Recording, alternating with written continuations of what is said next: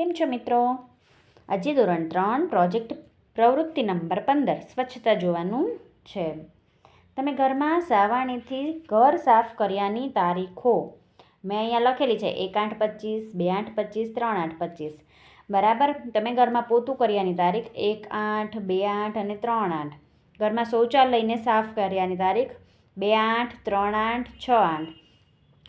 ત્યાર પછી તમારા ઘરના વાસણ સાફ કર્યાની તારીખ મેં અહીંયા લખેલી છે. તમારે લોકોએ શું કરવાનું છે તો કે તમે જે તારીખે આ કામ કર્યું છે તે તારીખ લખવાની છે.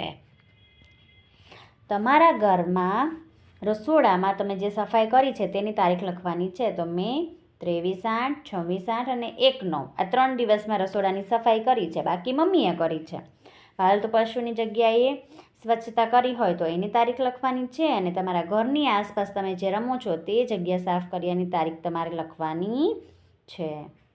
ત્યાર પછી તમારા ઘરના પૂજા સ્થળે જે કબાટ રાખેલો છે એને સ્વચ્છ કર્યાની તારીખ લખવાની છે. મેં અહીંયા લખેલી છે 1/8, 20/8 અને 4/9. તમે જે તારીખે સાફ કર્યું હોય તે તારીખ તમારે અહીંયા લખવાની છે. ત્યાર પછી પેજ નંબર 39 જોઈ લઈએ. ઘરમાં સમૂહ સફાઈનું આયોજન કર્યું હશે.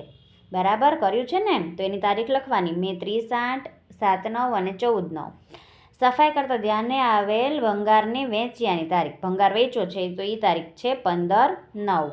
ઘરમાં કે ઘરની આસપાસ લીપણ કર્યાની તારીખ. ગામડાના બાળકો જે છે તે લખી શકે છે. શું તમે તમારા કપડાં જાતે ધોયેલા છે? જો હા તો એની તારીખ છે 7/8, 12/8 અને 20/8. આ મારી તારીખ મેં લખેલી છે. મેં ઉદાહરણ રૂપે તમને કીધેલું છે. તમે જે છે જે તારીખે કામ કર્યું હોય એ તારીખ લખવાની છે. કુંડામાં કે ઘરની આસપાસ નાના ફૂલ છોડ વાવ્યાની તારીખ 1/8, 12/8 અને 20/8 અને ઘરના અનાજને સાફ કરવામાં મદદ કરી હોય મમ્મીને તો એ તારીખ લખવાની છે. મેં અહીંયા ઉદાહરણ આપેલા છે તારીખમાં. તમે છે એ પ્રમાણે લખી શકો છો. મિત્ર સાથે સ્વચ્છતા અંગેના સૂત્ર તૈયાર કરો અને વર્ગમાં લગાડો.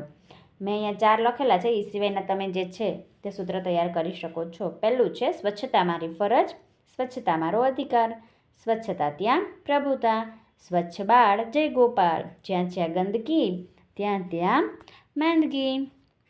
Thank you friends. હવે પછી મળશે આપણે નવા વિડીયોમાં.